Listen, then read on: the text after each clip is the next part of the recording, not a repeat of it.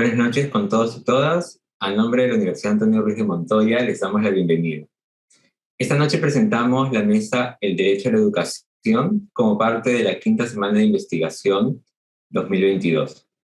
Esta mesa será moderada por Ander Alonso Pastor, doctorando de la Universidad de Loyola Andalucía en Desarrollo Inclusivo y Sostenible, máster en Cooperación Internacional al Desarrollo por la Universidad Pontificia de Comillas de Madrid y licenciada en Sociología por la Universidad Pública de Navarra, con estudios en la Universidad del Studi di Milano, en Italia. Es además coordinador de la Cátedra UNESCO en Políticas Educativas y Agenda 2030 del Observatorio de la Educación Peruana de la Universidad Antonio Ruiz de Montoya. Es docente en temas de investigación y desarrollo sostenible y coordinador del grupo de investigación Aprendizajes y Actores. Adelante, por favor. Muchísimas gracias, Marco. Bueno, buenas noches con todas y con todos. Les doy la bienvenida al evento del día de hoy, de la Semana de Investigación, que hemos titulado El Derecho a la Educación. Cuando vemos a los ciudadanos, vemos la participación como el centro de la democracia, no solo del Perú, sino de todos los países del mundo, entendemos la importancia que juega aquí el papel de la formación, ¿no? Y especialmente la formación entendida en un sentido crítico. Y cómo esta formación puede servir de herramienta tanto para la vida personal y profesional como para tener una visión del conjunto de la sociedad y del entorno en el que se encuentra esta. Es por ello que hablamos desde la academia y se habla desde distintas esferas del derecho a una educación de calidad, ¿no? Eje central de nuestras democracias, eje central del desarrollo y una educación de calidad que sea capaz de formar ciudadanas y ciudadanos que participen también de manera activa en la mejora de las sociedades en las que ellos viven. Por ello, la pregunta que nos rige un poco el día de hoy es cuál es el aporte a la investigación universitaria, ¿no? Cómo aporta la investigación universitaria a esta formación de la ciudadanía, de una ciudadanía crítica, de una ciudadanía democrática. Para conversar sobre este tema me acompañan dos compañeros a quienes les tengo en muy alta estima. Me acompaña la doctora Carmen Ocete y me acompaña Rafael Egusquiza. Comenzará la sesión del día de hoy la doctora Carmen Ocete, quien es licenciada en Ciencias de la Actividad Física y del Deporte por la Universidad Autónoma de Madrid. Es maestra con especialidad en Educación Física por la Universidad de Almería, en Andalucía, y doctora en Ciencias de la Actividad Física y del Deporte por la Universidad Politécnica de Madrid. Carmen ha obtenido el Premio Nacional de las Ciencias Juan Palau en el 2016 por su tesis doctoral Deporte inclusivo en la escuela, diseño y análisis de un programa de intervención para promover la inclusión del alumnado con discapacidad en las sesiones de educación física. Carmen es miembro del Grupo de Investigación Innovación Educativa para una formación integral en diferentes etapas y contextos de la Universidad Pontificia de Comillas en Madrid. Sus áreas e intereses de investigación son la actividad física adaptada, la inclusión en educación física y la innovación educativa. Después de Carmen, conversará Rafael Egusquiza, licenciado en Educación por la Pontificia Universidad Católica del Perú, diploma de Estudios Avanzados en Psicología de la Educación y del Desarrollo Humano por la Universidad de Valencia. Rafael es director del Instituto de Investigación y Políticas Educativas de la Universidad Antonio Ruiz de Montoya y es coordinador del Grupo de Investigación en Gestión y Políticas Educativas. Las líneas de investigación de Rafael se centran en torno al desarrollo y bienestar profesional docente y temas de gestión educativa. Actualmente es profesor asociado a tiempo completo del Departamento de Filosofía, Educación y Ciencias Humanas y, tiene una de las trayectorias más largas en el ámbito de la Escuela de Educación de nuestra universidad. Muchísimas gracias, bienvenidos Carmen, bienvenido Rafael y Carmen, te doy la palabra para que puedas hacer tu exposición. Muchas gracias. Muchísimas gracias, Ander. A ver, pues voy a compartir. Perfecto. Bueno, pues en primer lugar, daros las gracias como siempre cuando contáis conmigo para este tipo de de seminarios y jornadas de investigación. Es un auténtico placer estar hoy aquí con vosotros. Voy a intentar ir muy al grano y pido disculpas a la audiencia si voy un poco rápido, pero bueno, me parece que si hay temas que luego quieren profundizar o que quieren que abordemos, pues podemos hacerlo a través de las preguntas del chat o, bueno, pueden directamente ponerse en contacto conmigo a través de mi mail.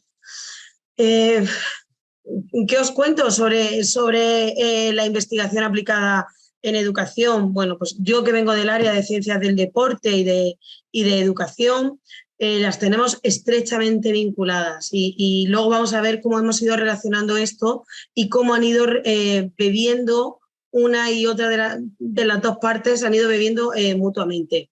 Voy a hacer una breve contextualización sobre qué nos encontramos a nivel internacional y a nivel nacional en relación al derecho a la actividad física y al derecho a la educación. Vamos a ver qué problemáticas nos dicen las evidencias a nivel de la literatura internacional sobre qué está ocurriendo y qué problemas tenemos en relación a los alumnos con discapacidad. Y luego os voy a presentar brevemente una investigación actual que tenemos del Plan Nacional de I+D+I español, que está aplicado a educación física, pero que nos va a permitir ver ese equilibrio entre la investigación y la transferencia a la práctica. Veréis, la actividad física, el deporte, los programas de intervención en el ámbito educativo en relación a las personas con discapacidad cada vez han ido cogiendo más peso en la literatura y cada vez han llamado más la atención desde diferentes perspectivas. Podemos hablar desde programas enfocados a sensibilizar y a concienciar, podemos hablar de opiniones de familias de alumnos con discapacidad, podemos hablar de actitudes, creencias, percepción, autoeficacia del profesorado, podemos hablar de factores que condicionan la inclusión de alumnos con discapacidad, con lo cual la inclusión de alumnos con discapacidad en el ámbito educativo y en concreto en educación física ya claramente es uno de los temas principales a abordar desde la investigación y desde las políticas sociales y educativas a nivel nacional. Muy brevemente, es que la falta de actividad física ya es un problema de salud pública y así es identificado tanto a nivel internacional como en España. Y en el caso de las personas con discapacidad es que presentan serios problemas de salud debido a esta inactividad. En el caso de los alumnos con discapacidad, en el ámbito educativo, es una de las principales cuestiones que ya tratamos a nivel legislativo y a nivel de políticas educativas. Claro, nuestro planteamiento es, bueno, si la actividad física y el deporte son a día de hoy uno de los grandes indicadores de la calidad de vida de una sociedad moderna, ¿por qué todos los perfiles de la población no tienen igualdad de acceso? Por un lado tenemos lo que nos dice la legislación, por otro lado tenemos los beneficios ya evidenciados y reconocidos de la práctica de actividad física y deporte por parte de la población general y en concreto de las personas con discapacidad, pero seguimos teniendo un montón de limitaciones y de barreras.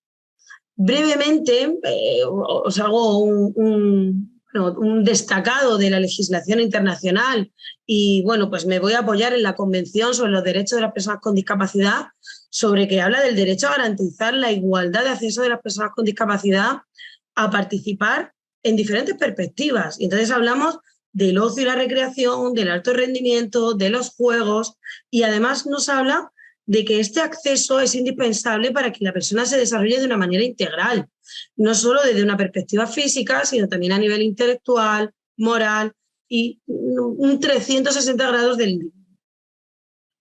Además nos dice que es una responsabilidad que tenemos los países. La Convención nos habla de promover el derecho a que las personas con discapacidad accedan a tiempo de ocio y recreación, tiempo libre, que puedan acceder al deporte, que lo puedan desarrollar y utilizar sus capacidades al máximo nivel potencial que tengan, por supuesto para su beneficio, pero también nos dice el cómo. Nos dicen que estas actividades se pueden plantear tanto de una manera inclusiva, es decir, personas con y sin discapacidad participando de manera conjunta o de una manera específica, es decir, solo practicantes con discapacidad.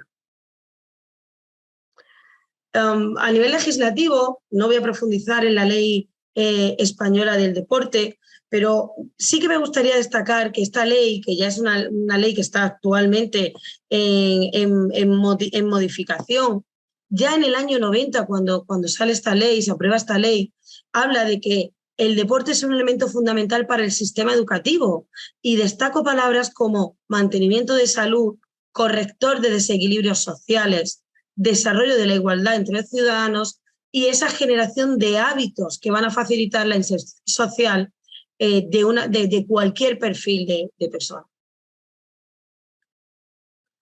Claro, cuando mis alumnos, compañeros de profesión o en los equipos de investigación continuamente surge el debate, entonces, oye, si tenemos esa legislación que nos avala, tenemos los beneficios evidenciados, ¿qué ocurre? ¿Qué está pasando? Bueno, ocurre que tenemos una mochila muy pesada que viene de nuestro pasado, de nuestra historia, y es que hasta el momento, pues la discapacidad, entendida por la Organización Mundial de la Salud hasta el año 2001, pues era una enfermedad y como tal pues venía de un modelo puramente médico, con lo cual el resto de perfiles no teníamos cabida en relación con el trato a personas con discapacidad desde una perspectiva profesional. A partir del 2001 se promueve un modelo biopsicosocial que lo que nos dice es, ¿no? Pues la discapacidad es una situación y tiene que ver cómo interactúa el individuo con los factores ambientales que lo contextualizan. Y con esta contextualización surgen la identificación de factores. Y estos factores, en función de cómo se plantean, cómo aparecen, pueden ser una barrera o un facilitador en la inclusión de alumnos con discapacidad. Ya los coautores Sheryl y William en el 95 nos hablaban de tener que evaluar el entorno, de tener que analizar qué condicionantes van a permitir que nuestros alumnos puedan tener un aprendizaje, los alumnos con discapacidad puedan tener un aprendizaje significativo, de calidad, donde se dé una participación real con el resto de sus compañeros. Y aquí viene la gran pregunta. Entonces, ¿por qué, si ya hay evidencia, si hay unas evaluaciones del entorno, si identifican unas barreras, unos facilitadores, por qué no tenemos mayores niveles de participación de actividades físico-deportivas por parte de personas con discapacidad? Pues veréis, muy brevemente, la literatura lo que nos dice es que para mejorar los procesos de inclusión de nuestros alumnos en los contextos educativos necesitamos identificar esas barreras.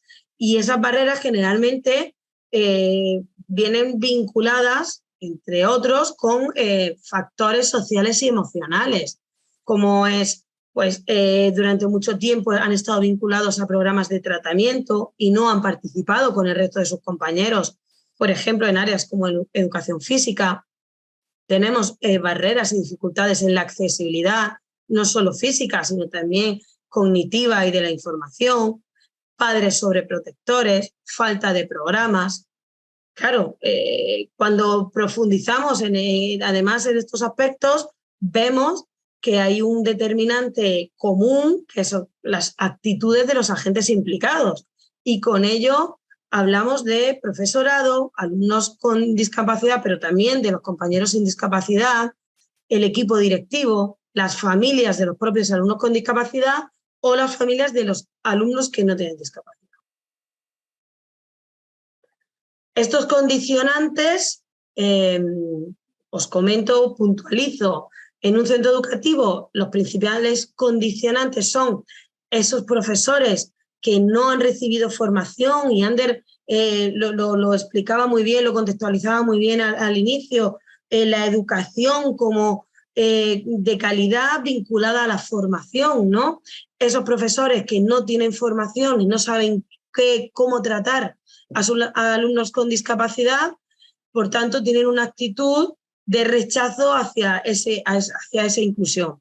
Y luego los compañeros sin discapacidad, que juegan un papel fundamental. La actitud que tiene el grupo clase, como no entiendo la discapacidad y no sé qué manifestaciones tienen y qué significa cuando lo hace mi compañero, pues tengo esa actitud de rechazo. La falta de información y de entendimiento nos lleva generalmente al rechazo. Y luego esos condicionantes sociales que son comunes no solo al ámbito educativo, sino también en el ámbito del ocio y la recreación, del alto rendimiento, en un contexto de actividad física y deporte, como puede ser la falta de sensibilización y conocimiento sobre la discapacidad. Claro, entonces, ¿qué barreras nos encontramos cuando incluimos alumnos con discapacidad? Mirad, en función del tipo de discapacidad, los alumnos van a tener barreras que van a ser más significativas que otras. Yo os pongo las que son comunes. Oye, barreras en la accesibilidad, como os he comentado anteriormente, no solo a nivel físico, sino también a nivel de la información, a nivel cognitivo. Las familias que juegan un papel fundamental, que luego toman decisiones con respecto a sus hijos. Falta de programas. Me dicen, oye, Carmen, ¿a mí de qué me sirve que mi hijo en educación física esté incluido y participe con sus compañeros si luego en las actividades extraescolares no tiene opción o no puede participar en un club o no puede ir a una escuela deportiva? La falta de información sobre qué pueden hacer los alumnos con discapacidad, pero también la falta de información por parte de las instituciones sobre saber qué pueden ofrecer. Un claro problema que tenemos con la comunicación, no solo la que afecta directamente al alumno, sino entre familias, entre instituciones, entre equipos directivos. De nuevo aparece la formación como eje vertebrador. Ese profesor que no se siente formado, no se siente capaz, tiene un bajo nivel de autoeficacia y que por tanto nos dicen, oye Carmen, no es que yo no quiera incluir a un alumno con discapacidad en mis clases, es que no sé cómo hacerlo y ante el miedo prefiero que no esté. Y luego los factores personales. Hay muchas evidencias sobre que los alumnos con discapacidad, al haber accedido a menos escenarios, menos relaciones sociales, menos interacciones con compañeros, tienen problemas para relacionarse con otros.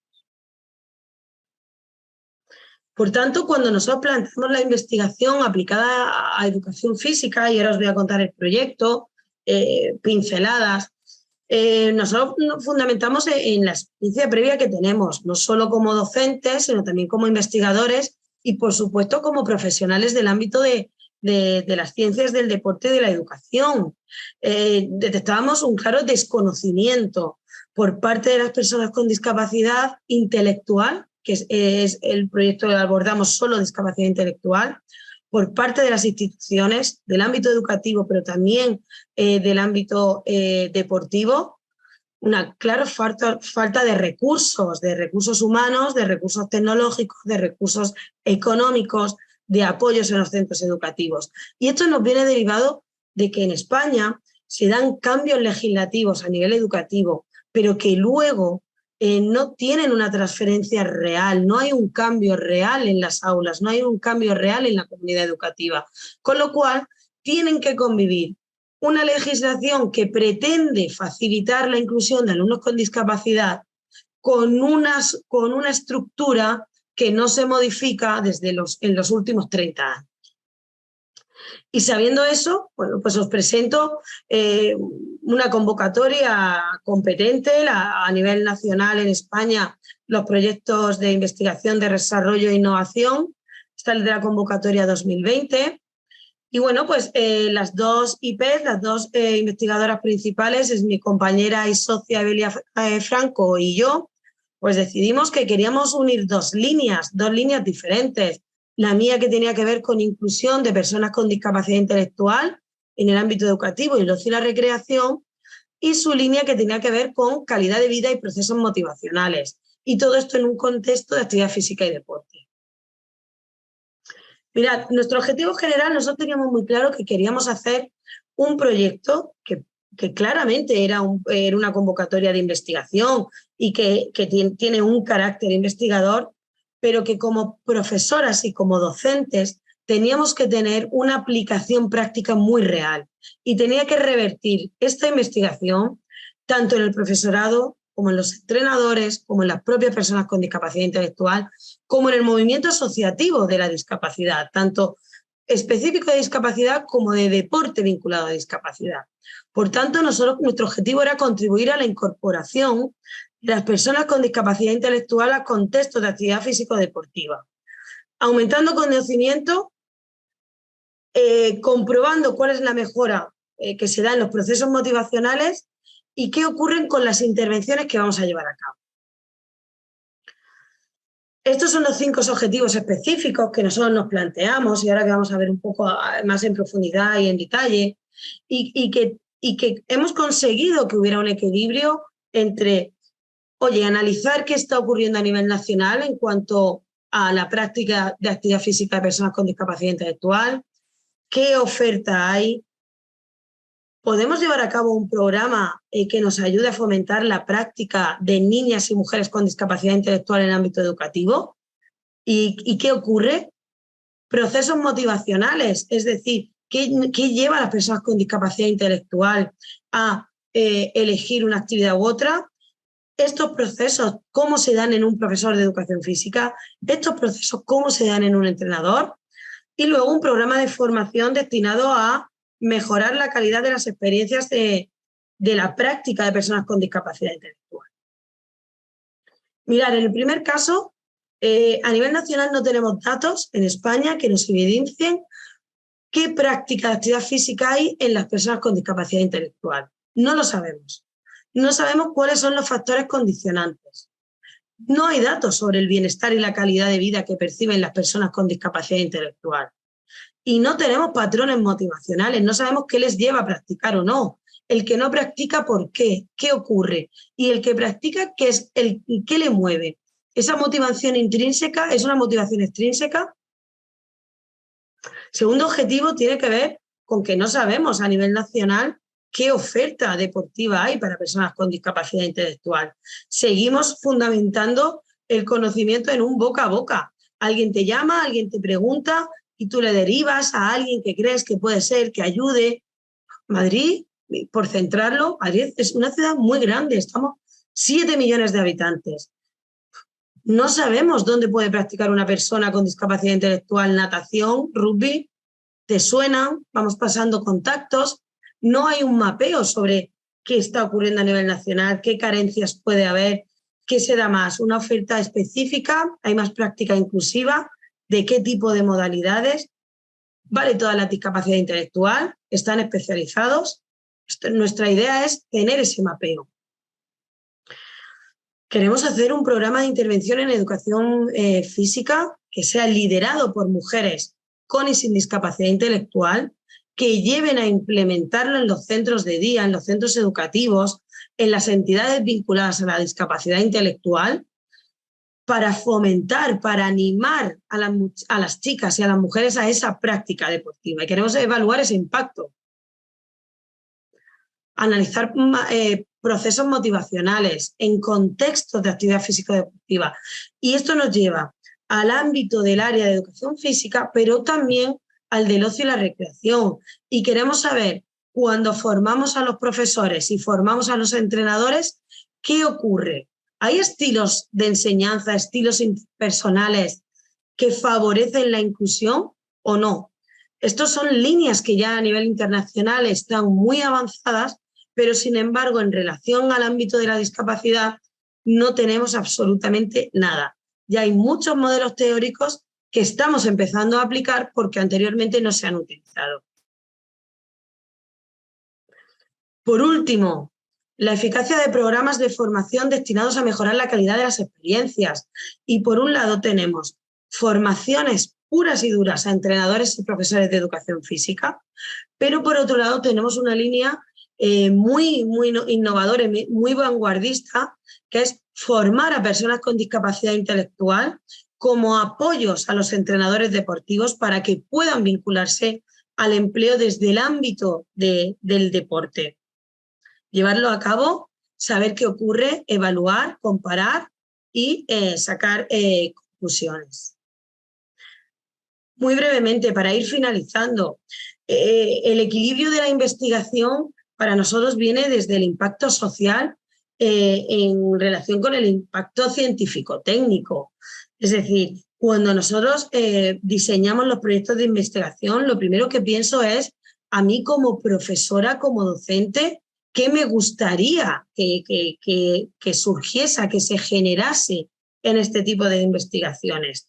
El impacto social, cuando hablamos de contribuir a los ODS, hablamos de contribuir a solucionar problemas de desigualdad en cuanto al género de mujeres y niñas con discapacidad intelectual en un contexto de actividad física, pero también hablamos de contribuir a retos de la sociedad, a favorecer ese acceso a la práctica de actividad físico-deportiva.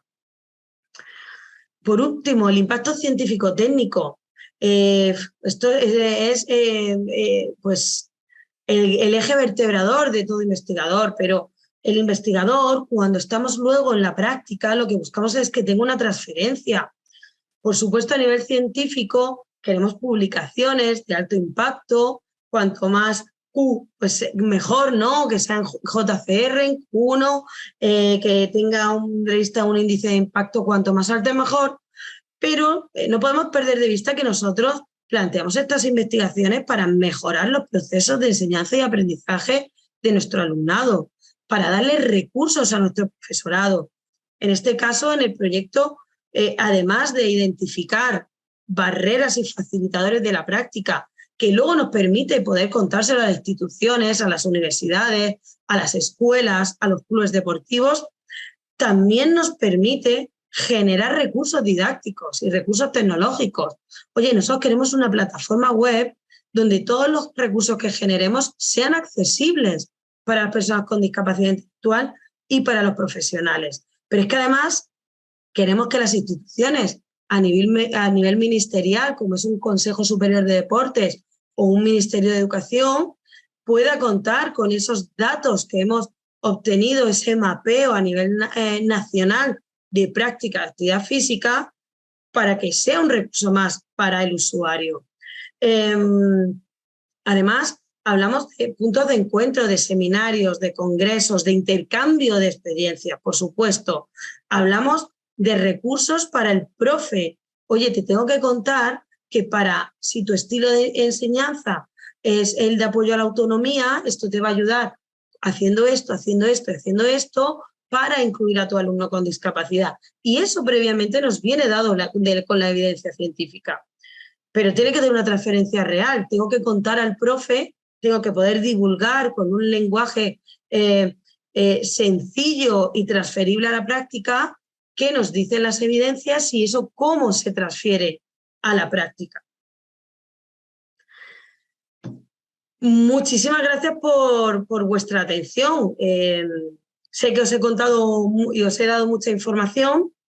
Cualquier cosa que queráis profundizar y que queráis matizar, ya sabéis que estoy a vuestra disposición, o bien ahora en este seminario, o bien a través de mi correo electrónico mcoct@comillas.edu. Pues muchas gracias. Muchísimas gracias, Carmen, por tu presentación, donde no solamente nos has hablado de un tema muy importante, ¿no? El tema de la discapacidad y cómo trabajarla desde las aulas, sino que además has mencionado algunos temas bien importantes, ¿no? Cómo desde la investigación se pueden brindar herramientas para mejorar precisamente la ciudadanía, para mejorar la educación y cómo desde la investigación podemos aportar a los docentes, a la comunidad educativa, a partir de los hallazgos de nuestras investigaciones, inclusive generando materiales, ¿no? No solamente que investiguemos para publicar en el Scopus, en el caso peruano, sino cómo en realidad hay que investigar para aportar a la educación y eso también contribuye a la formación de la ciudadanía democrática. Muchas gracias, Carmen. Vamos a pasar entonces ahora con Rafael, que nos va a estar hablando desde la perspectiva del Perú y el derecho a la educación. Muchas gracias, Rafael, adelante. Bien, muchas gracias, Ander. Voy a presentar también algunas cosas. Si bien es cierto, yo parto de otro marco, quería hacer una reflexión inicial respecto a lo que acaba de presentar la profesora Carmen, dado que la verdad, en relación a la experiencia presentada, nos plantea un conjunto de desafíos y un conjunto de lecturas también, ¿no? Que me gustaría poder hacer, ¿no? Parto de esta presentación recordando unas frases de una investigadora en temas de indicadores de derechos, del derecho a la educación, Katarina Tomaszewski, que hablaba de que la realización del derecho a la educación es un proceso continuo, ¿no? Y lo decía justamente porque planteaba un conjunto de procesos que ha vivido la humanidad respecto a la formulación de los derechos sociales, en este caso, y en concreto al derecho a la educación. La dinámica de la educación como derecho nos plantea en grande, digamos, lo que justamente Carmen nos ha contado, es decir, cómo llegamos a que la base central de nuestros enfoques de políticas y de gestión y de acción pública, acción cotidiana, sean los derechos humanos, ¿no? Los derechos humanos como un marco común, ¿no? Donde se reflejan las obligaciones de los gobiernos, pero también de las familias, también de aquellos actores, como bien nos señalaba, que facilitan los procesos por los cuales las personas podemos gozar cada vez más de mayores derechos y en mejores condiciones, ¿no? En ese sentido, el horizonte que nos marcan los objetivos del milenio, que nos marcaron los objetivos del milenio y luego los ODS, ¿no? que fueron mencionados, nos plantean visiones a largo plazo, ¿no? Muchos países nos acercamos un poquito más, un poquito menos a ellos, pero justamente esto nos plantea una ruta de pensamiento y de investigación y de acción. En el Perú, la educación es un derecho y a la vez es una obligación, como en muchos países, ¿no? Como bien nos planteaba la autora citada anteriormente, es así como los estados y las familias hacen que la educación sea asequible, ¿no? No solamente abriendo escuelas, sino generando un conjunto de sistemas que permiten que todos y todas puedan acceder a la educación, pero también las familias tienen el deber de educar a sus hijos y el derecho de escoger los centros de educación y de participar en el proceso educativo. Es complejo, ¿no? Por eso es que son considerados actores, ¿no? Por eso es que también pueden ser barreras, ¿no? Como justamente nos comentaba ahora Carmen respecto a la educación de personas con discapacidad.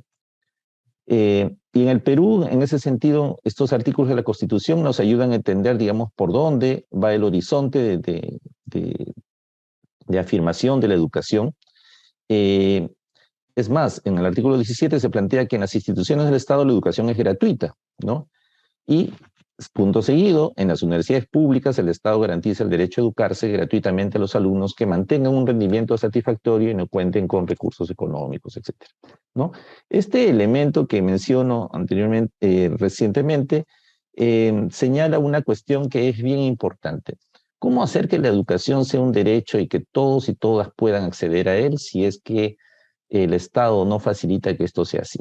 Entonces, un elemento central tendrá que ser poner al alcance en el determinado grado, en las posibilidades de un Estado, en una sociedad, o cuando ya esta sociedad haya avanzado en un grado suficiente de formación y desarrollo, que una buena parte de su sistema esté al alcance de todos, que la educación entonces sea gratuita. Y sabemos aquí que ya tenemos un problema inicial en el país, ¿no? Nuestro sistema muy segregado y una educación pública y privada, ¿no? En diferentes condiciones, en diferentes territorios de manera desigual. La Ley General de Educación avanzó mucho más que la Constitución en ese sentido, trató de esclarecer la ley que tenemos vigente actualmente desde el 2003, para plantear que el Estado garantiza el ejercicio del derecho a una educación integral y de calidad para todos y la universalización de la educación básica, punto esencial, ¿no? Nuestra educación básica es joven en el sentido del desarrollo. Recién en el año 93 la Constitución remarca que la educación secundaria es obligatoria, ¿no?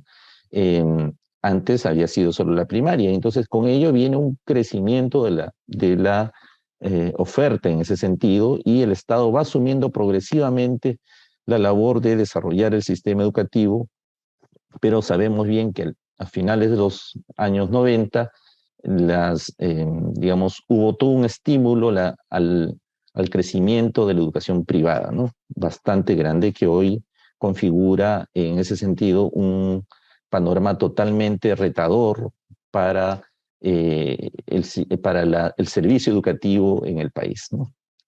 Como derecho también es cierto que el respeto a la diversidad, y en particular a través de los derechos de las minorías y de los indígenas, son esenciales llevar adelante estas grandes conquistas de una educación como derecho. Y en ese sentido hemos avanzado, ya comentaremos algo más, pero ese es un esfuerzo para hacer que la educación sea accesible, el acceso, que todavía hoy en el país es un desafío bastante grande aún para nuestra población.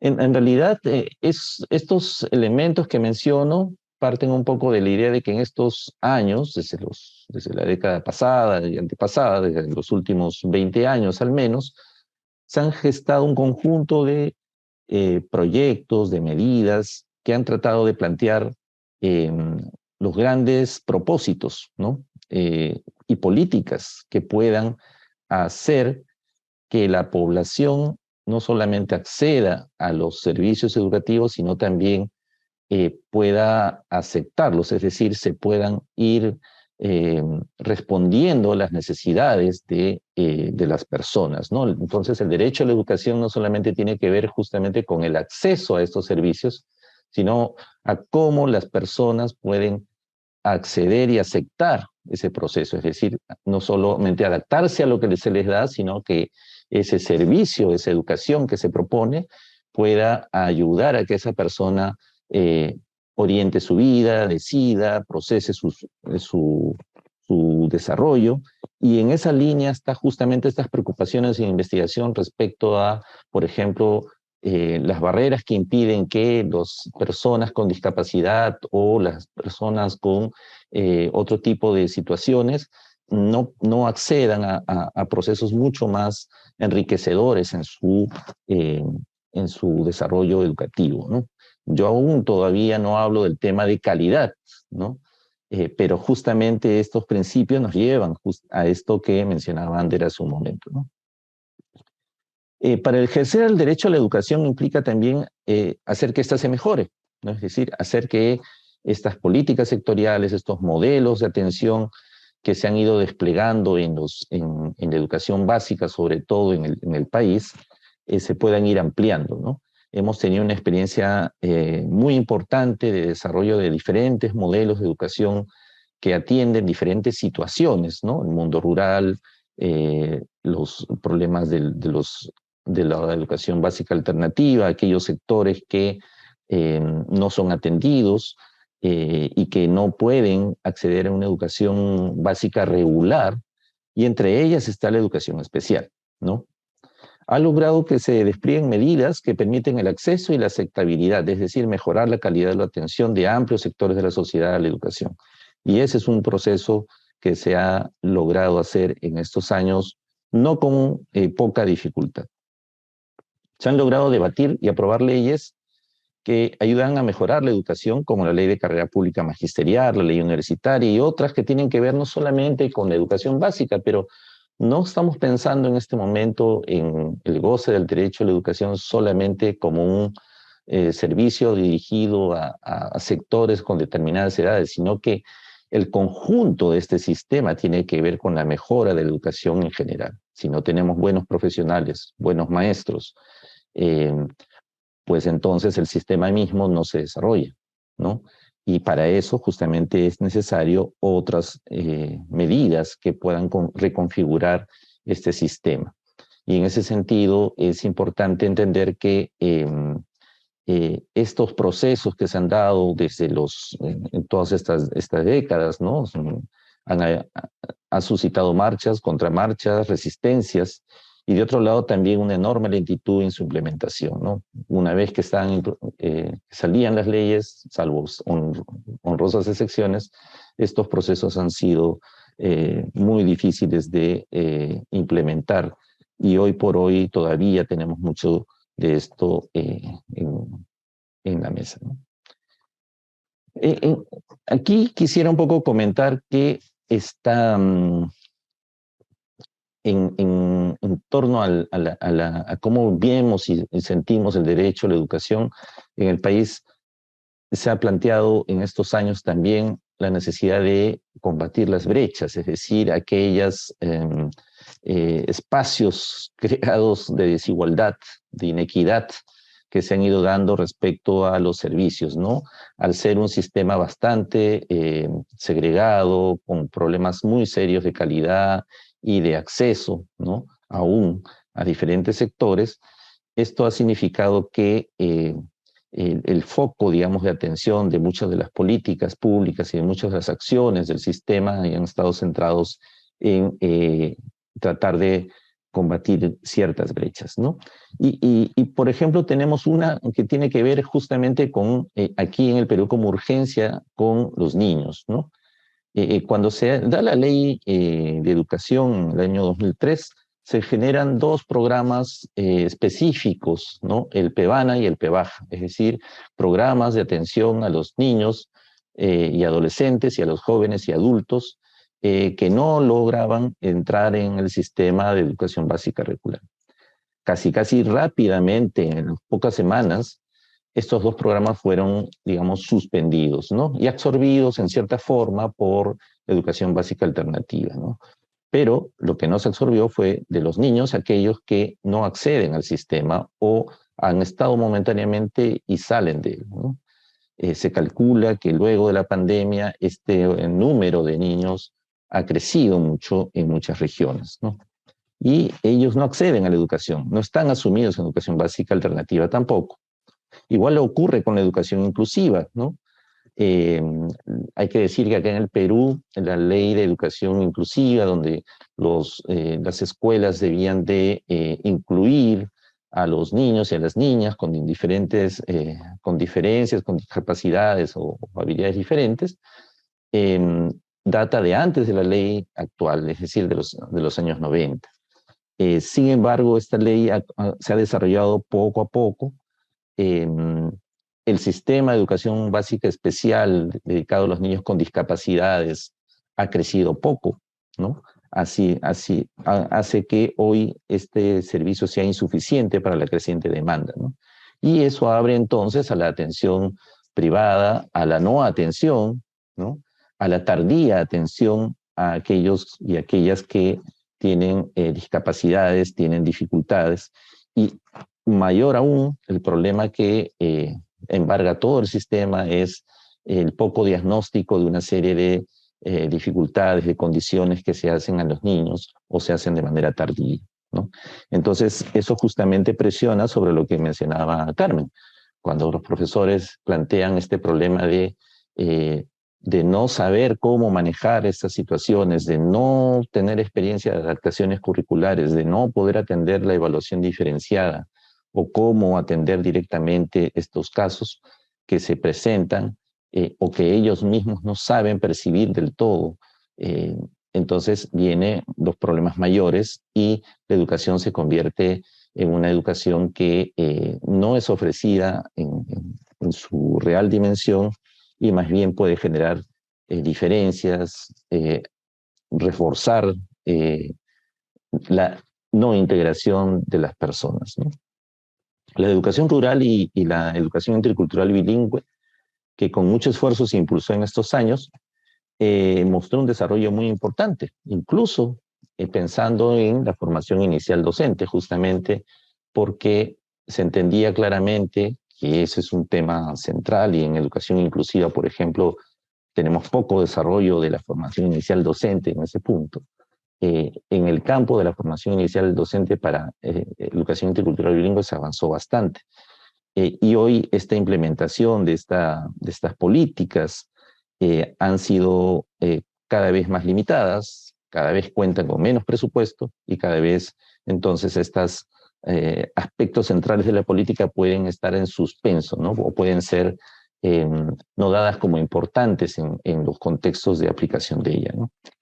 Entonces, tenemos que la adaptabilidad, que es también lo que se busca, es decir, que el sistema se adapte, busca que las escuelas se adapten a los niños según el principio del interés superior del niño de la Convención sobre los Derechos del Niño. Y en ese sentido, la adaptabilidad es un eje elemental para pensar en el derecho a la educación, ¿no? Y si desarrollamos políticas en todos los sectores de la educación, tenemos que pensar que deben estar al centro este horizonte. Vamos cerrando, y entonces, digamos, hay muchos elementos que en este contexto de pandemia se han ido reforzando, de desigualdad, de deserción. Ya a los problemas de calidad y equidad se agregaron otros, pero también es cierto que en este contexto pueden tomarse decisiones que no sean del todo, digamos, centrales y que tomen como valor y como criterio el derecho a la educación, sino más bien pueden reforzar segregaciones, desigualdades, inequidades, ¿no? Y en ese contexto es fundamental el que podamos modificar políticas, pero debatiéndolas, implementando posibilidades de discusión donde los derechos humanos estén a la base del debate, digamos, que podamos dar, ¿no?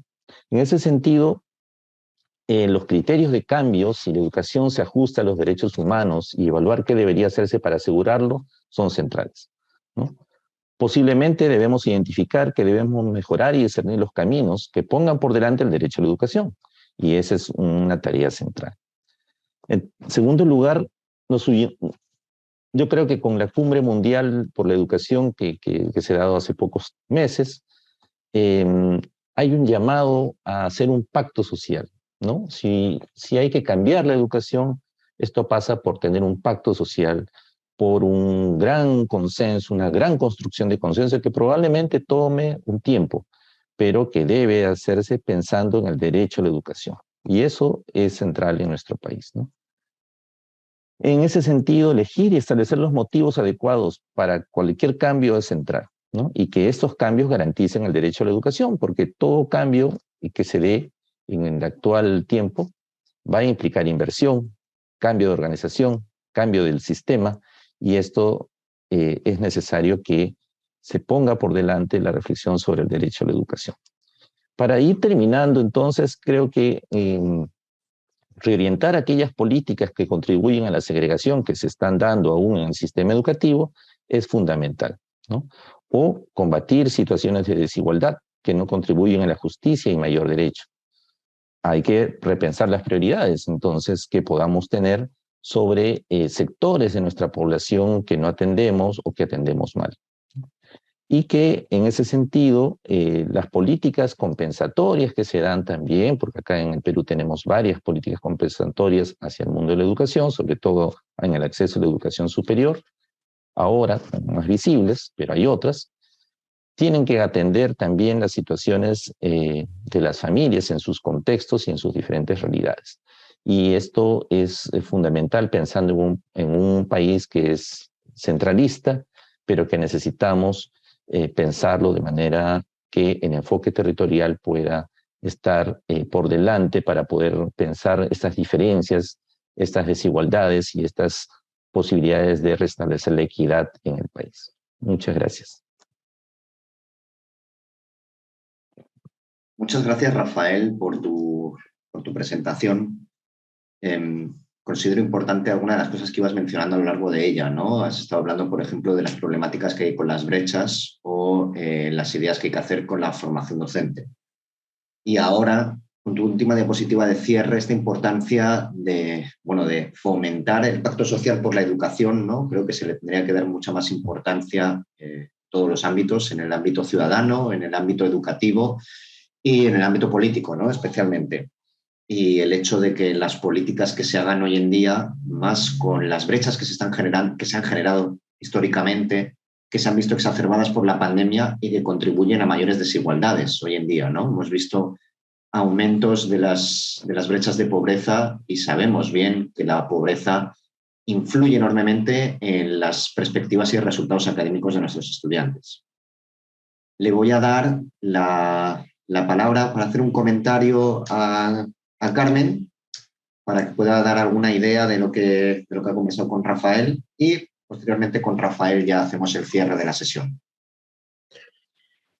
Bueno, yo por concluir, me encanta haber escuchado a Rafael. Me parece que la contextualización que hace a nivel legislativo, independientemente de que sea enfocado en el ámbito nacional peruano, creo que compartimos dificultades, compartimos esos marcos legislativos que avalan y que nos dicen como hoja de ruta qué debemos hacer, pero que nos faltan muchísimos recursos y que son muy, muy lejanos a la realidad que vivimos los docentes en los centros educativos.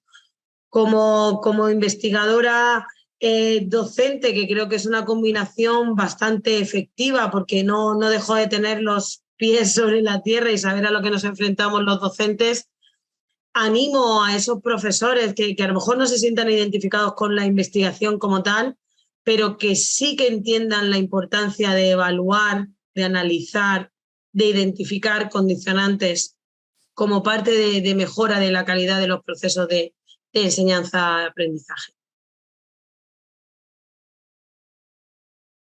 Muy bien, Rafael. Muchas gracias, Carmen. Y Rafael, no sé si tienes tú también algún comentario a lo que nos comentaba Carmen o quizás algo de lo que nos ha ido presentando. Sí, una de las cosas que quería, digamos, subrayar de lo que justamente nos comentó Carmen es que la relación entre el mundo concreto, la práctica, como señalaba ella, ¿no? Estar ahí a tierra con los profesores, con el conjunto de la gente y respecto a las políticas o las decisiones que se toman respecto a cómo la gente va a gozar o no de sus derechos, que eso es en definitiva lo que se hace, digamos, en las decisiones nacionales o regionales, tiene que ver con lo que ella señalaba, la necesidad de evidencias, ¿no? Y la investigación es fundamental para poder pensar y plantear el impacto de las medidas, de las acciones que tomamos. También en la pedagogía, que hemos hablado menos de ello, pero en la pedagogía también. Hoy es muy común plantear, decir, si la gente quiere más escuelas elitistas, pues hay que darle, ¿no? Eh, o menos mérito y más antigüedad. Y esos son temas que tienen que ver con el futuro, ¿no? Y ya hay muchas investigaciones relacionadas con ello, ¿no? Que tienen que ver con por qué no podemos hacer ciertas cosas y por qué sí podemos hacer otras, ¿no? ¿Por qué no podemos darle a la gente lo que quiere, necesariamente, entre comillas, lo que quiere, sin poder hacer ese proceso de reflexión? El profesorado requiere esa reflexión, tiene posibilidades de esa reflexión en la medida que pueda ser un proceso que fomentamos y acompañamos desde la academia, desde la sociedad y desde el Estado también, ¿no? Eso quería comentar. Muy bien, Rafael. Muchísimas gracias. Lamentablemente estamos con el tiempo ya encima. Entonces, bueno, quiero pedirle al público que ha estado el día de hoy aquí que, por favor, puedan rellenar el cuestionario que les hemos dejado en el chat del Zoom para conocer también sus opiniones y tener ideas al respecto. Y, bueno, agradecer en primer lugar tanto a Carmen como a Rafael por su participación, especialmente a Carmen, que nos está visitando de manera digital más allá de los mares, y agradecer a todos los participantes del día de hoy en este evento de la 5ª semana de investigación, y recordarles también que la próxima semana estaremos realizando la Semana de la Educación en la universidad. En la página web de la universidad van a poder encontrar distintos eventos, tanto presenciales como virtuales, que yo creo que, viendo el interés que han tenido en la charla del día de hoy, también les pueden resultar muy interesantes. Entonces, con esto me despido. Muchísimas gracias por acompañarnos el día de hoy. Y Carmen, Rafael, una vez más, muchísimas gracias y que tengan una linda noche.